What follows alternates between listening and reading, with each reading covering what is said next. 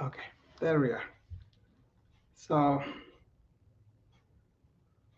yeah, it had been very busy day here, uh, but I'm glad I'm out of there and trying to talk to my friends here.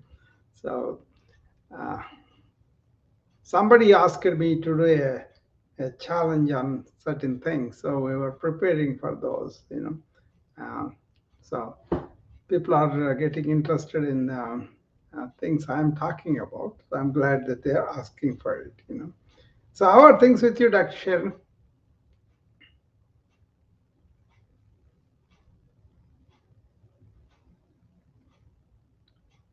She must be busy, probably.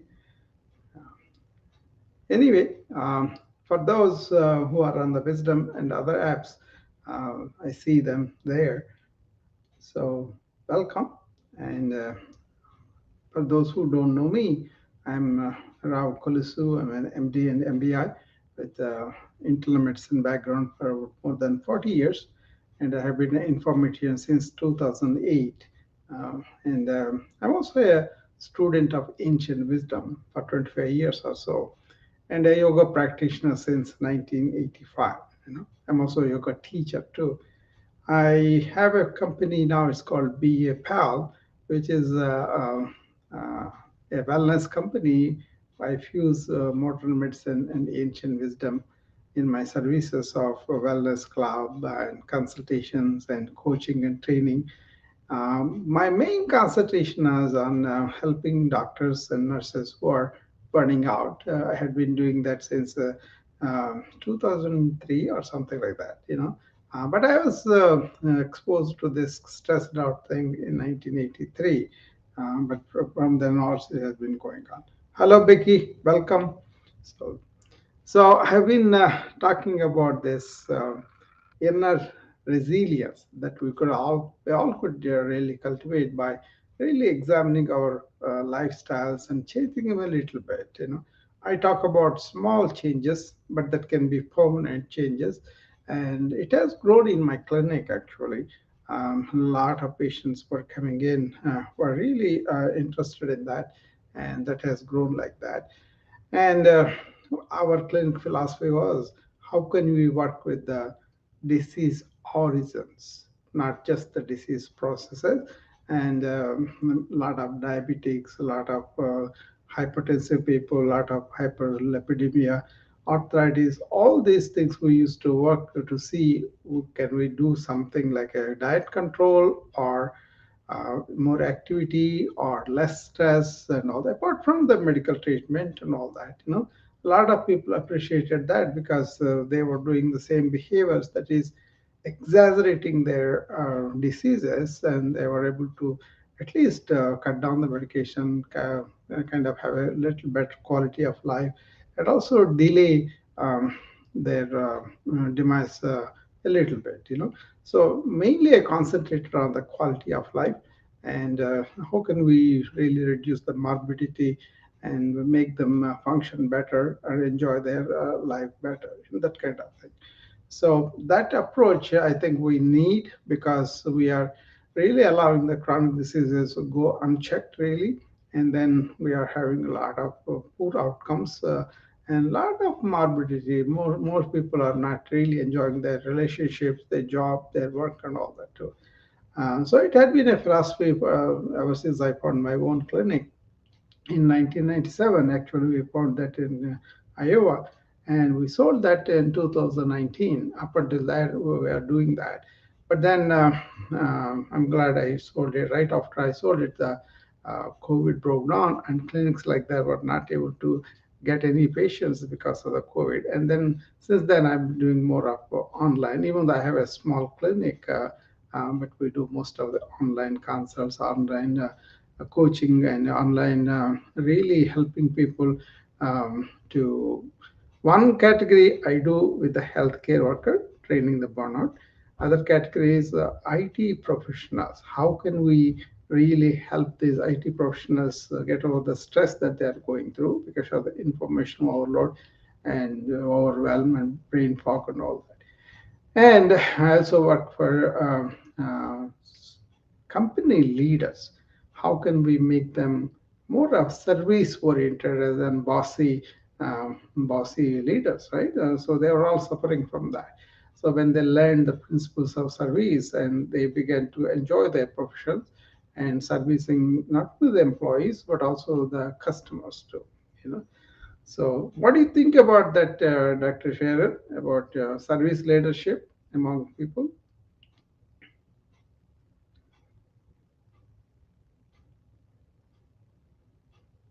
Dr. Sharon, are you there? I'm trying to involve her in a conversation and dialogue. Maybe she's busy, she's not able to speak or something.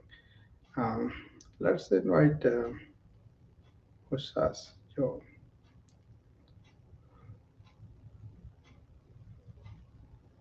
See, this room is about helping people to discover the inner strengths and empowerment from within. That's what I really focus on.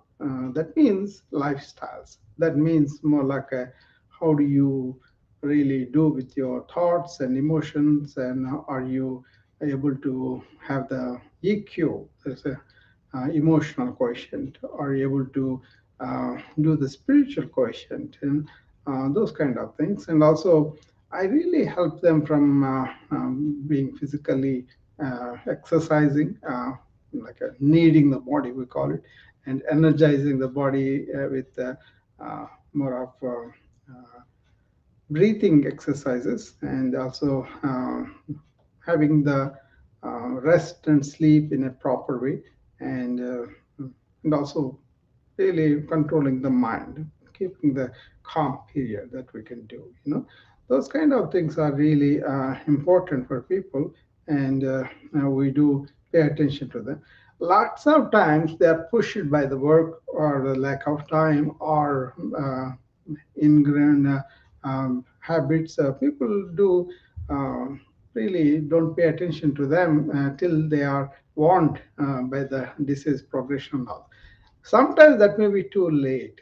That's why I always bring it to the young folks and middle-aged, and or before they have an attack, and they may be too late for that. And even then we could help them a little bit, but then if we can really take the youngsters away from the video games and TV and the inactivity that they have, and really get them be more active, and less of watching all these phones and everything. But it has become a big problem for parents. They cannot get the kids away from the phones, right?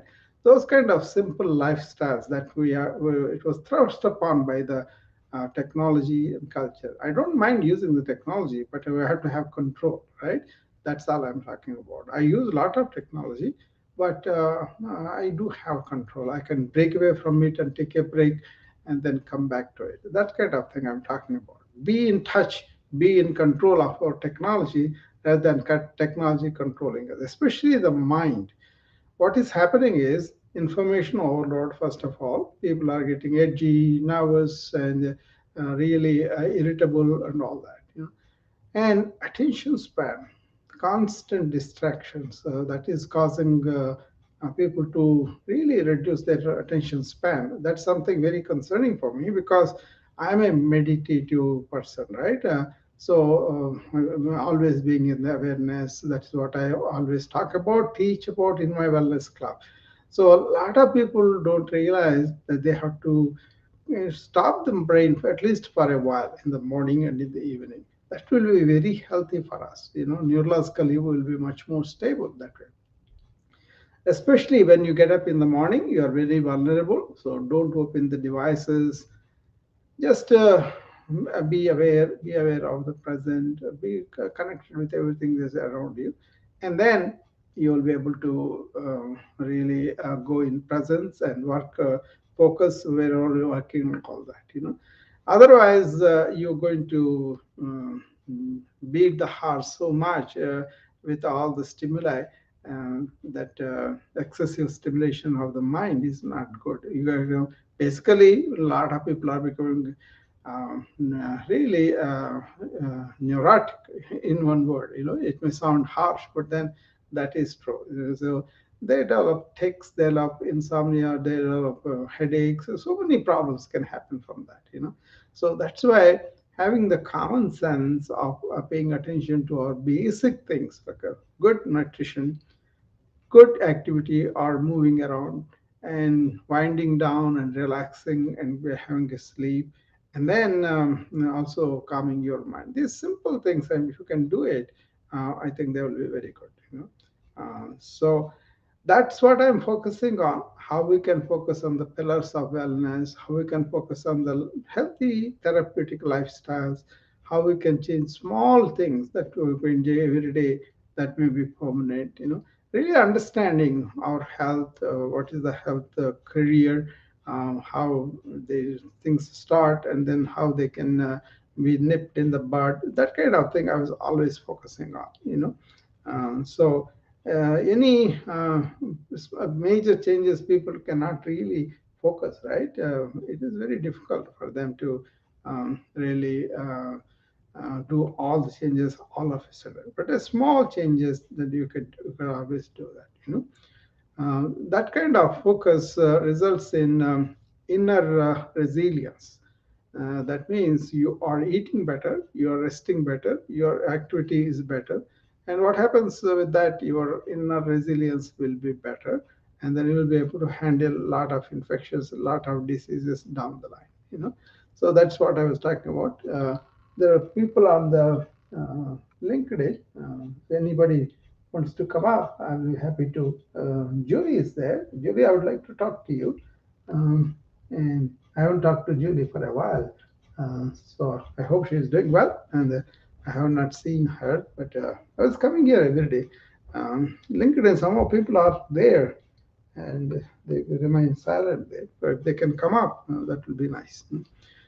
So this is a room that I'm focusing on how we can help the healthcare worker, IT professionals, and company leaders. Bulk of our attention goes to the, how can we help the healthcare worker, because burning out of the doctors and nurses has reached a peak, and then we are really worried about shortages of doctors also. The nurses already there, the doctors is breeding, and then it is going to be more in a few years. And then, at least in the United States, it's going to be a big crisis. So that's why more and more of my friends and doctors that are burning out are contributing a lot of articles, a lot of places where they are teaching, coaching for the burnout. So I'm one of them, but I think mine is a little different because I don't only rely on the psychological aspect, but I rely on ancient wisdom, which really focuses on the whole human being. It's not just about the body or the mind. They talk about body, mind, and also the inner spirit too. That is the main focus for me, and that's why my mind can be calm when I want. Even if I get irritated, it's not that I don't get irritated, I get angry. I do, but then I calm down rather immediately, right? But then I'm aware that I'm getting irritated and all that. But most of the time, if I do my yoga in the morning, if I do deep breathing and all that, they really help me to be here and now in the present. So if things, a lot of problems come every day for our way, right? And that's when I have a chance to see how I am reacting. Generally, if the problems are something that I cannot do anything about, I don't want to waste my energy worrying about it. I would rather do something using my energy, or I put a comedy show and laugh a bit and then have this relief, because that is what is needed. Don't spend your energy, don't deplete your energy by engaging in worry and anxiety. Think about the problem, respond to the problem without emotional reaction, respond. That's my mantra. Don't react, but respond to the daily tasks that you have and that you need to expend your energy to. So, my point is if you unnecessarily worry, it's like you are in a rocker wheelchair. You are sitting there and then you are just rocking, but then it is not going anywhere, right? because it doesn't have the wheels, just rock or chair.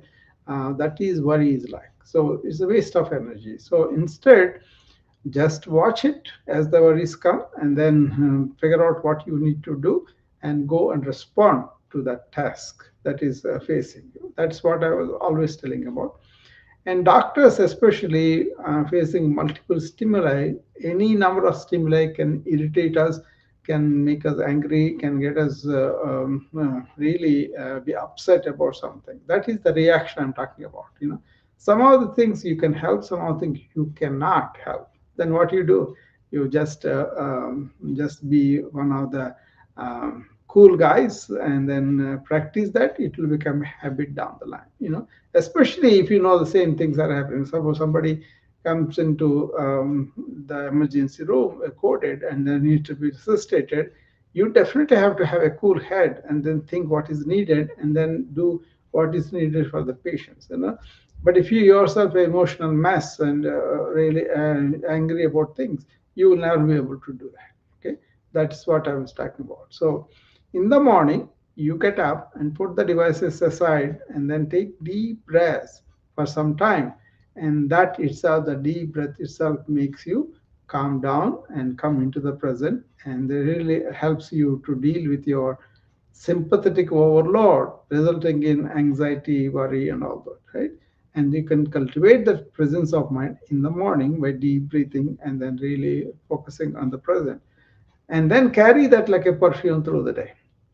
And then you, as you go through, you may have some reactions, you may not have some reactions, but as you go along down the line, you will be having less reactions, and then you'll be responding to everything that comes your way. That's a huge benefit for your inner milieu of hormones, and it's a good thing for you, and you don't have stress hormones operating within you. Your heart is thankful to you, liver is thankful to you, kidneys are thankful to you, and all that. Okay, that is the psychoneuroimmunology, where your psychological condition and your neurological responses determine your immunity. So try to control your reactions. Sometimes you may not be able to. Some people irritate you, but coming back to it quickly and then not allowing it to go, that will help a lot. So even at the time, if you want to deep breathe, that's a good thing. I think I should also remember that to take a deep breath, and somebody irritates me too. But generally, I don't have that many challenges anymore. Only thing is I have to keep up with this social media and make sure people know what I'm doing and how it can be useful for them. So it's a question of developing this inner resilience that will help your health in the long run. And then you can have breaks for really taking off from all these devices and go out and spend some time in the nature, and don't have to take uppers and downers. So like you want to drink something to make you feel elated, and then you want to sleep with some pills, and then get up with some coffee. All those things may not be needed. Very practical things. Don't drink too much coffee and tea. Don't drink alcohol if you can help it, not too much. Don't smoke for sure, and don't do any drugs. All these things are very, very simple, right? That's what the yogic lifestyle involves. You don't have any of these things. You may take one cup of coffee in the morning, that's okay. But in the evening, if you drink a lot of cups of coffee, then it will interfere with your sleep cycle, and then you don't sleep, and then your body and mind don't have the revival during the night. That's a big problem, right? So just to be simple, natural, close to your circadian rhythms, and once you are doing that very well, you will be very, very good. Okay, so that's what I was always talking about. Look at your lifestyles and review them, and then see whether you can make small changes that can stay with you for a while. At least in the morning and in the evening, sit down and calm your mind, take deep breaths, put the devices away for a while, and then when you're doing your work, don't react, take PMBB breaks. That is present movement breathing break. Present movement breathing break, PMBB. 1 minute every hour.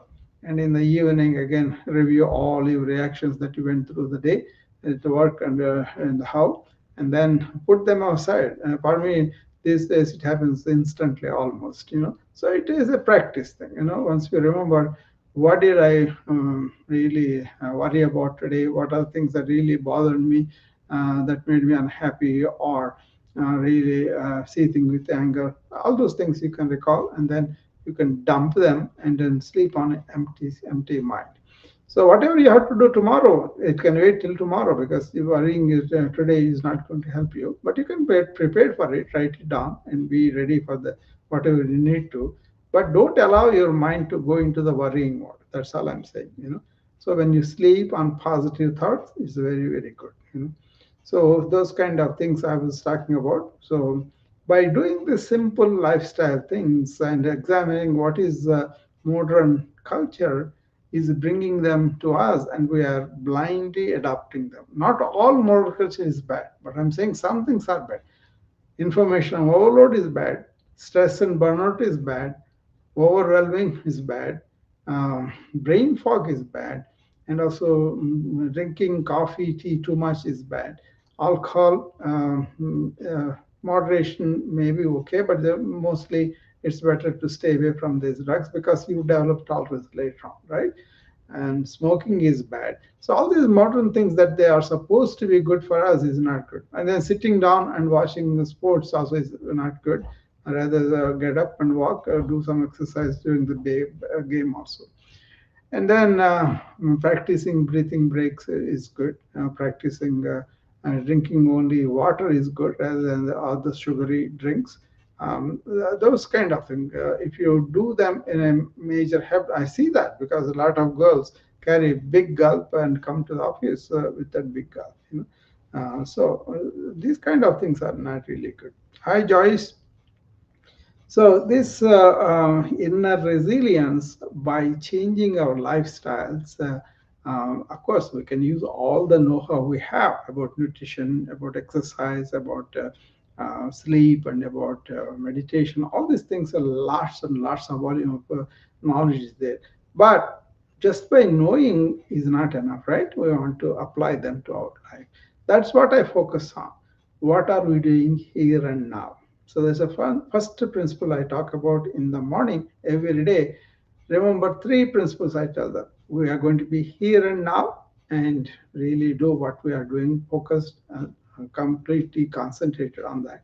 And then deep breaths that is used throughout the hour. And also we have to do both sides of the body. So the alignment of the body, breath, and mind are there, and also awareness of your thoughts, awareness of your feelings, and all that. So these two A's I talk about, alignment and awareness. So the main purpose is after you are done, you are energetic and you are really inner resilient for anything. So basically you are focusing on your good health. That can you can do that.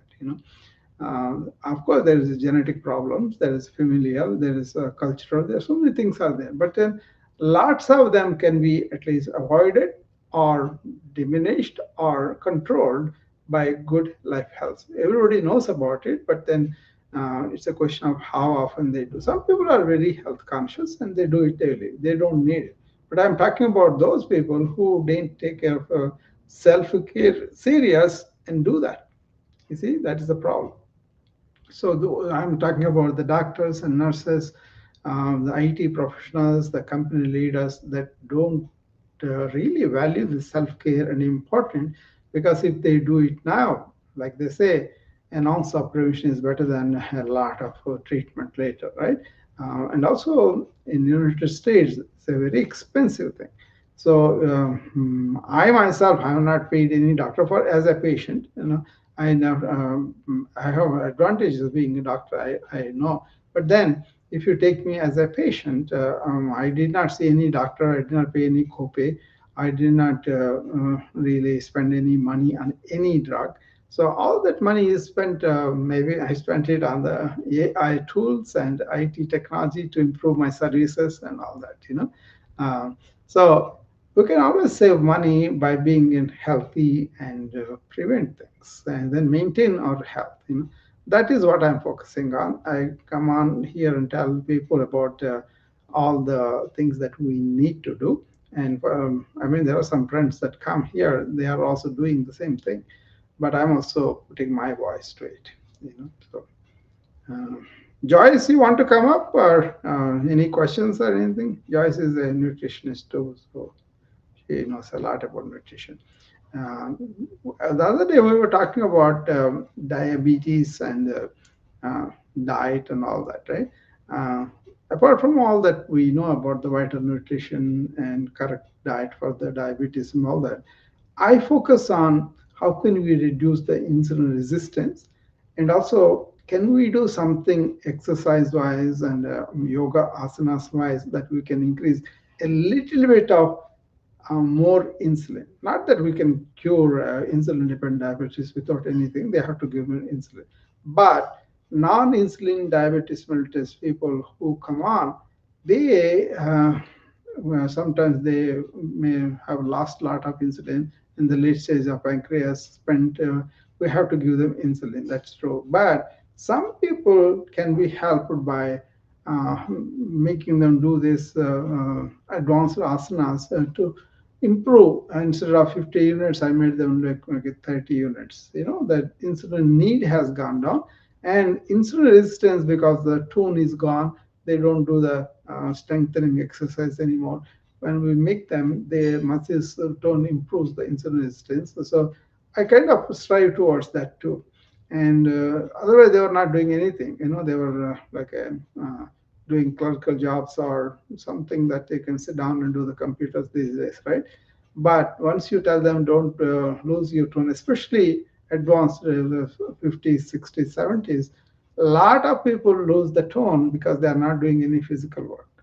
So they may have to take strengthening exercises, and that is very good for them. Okay. So I focus on the kind of rudimentary things like that. There's so much we can talk about insulin resistance and also encouraging the body to secrete more insulin. There are methods to do that, but then insulin is also used when they are needing it. So that's a big problem. The diabetes has become a big problem. It's going to be much more as we go into the information age, much more. So that's what I wanted to talk about. And maybe tomorrow I'll come with this. Yeah, we were going to do, how can we do something about belly fat? Somebody asked me, I'm going to give her a 1 hour class tomorrow in the morning. Probably I will bring some of those things that we talked about, and then we will talk tomorrow about that, because belly fat itself is kind of not good aesthetically, that's true, but then it can also act on your spine. So a lot of people develop back pain because the core muscles are not good, and then belly fat also makes it very difficult for them to have the muscles toned up. Okay. And then just because you toned abdominal muscle doesn't mean you lose belly fat, but you have to do aerobic exercise and all that.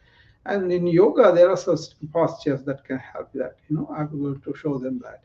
And then uh, that coronary fat is also there when you have this visceral fat in the belly too.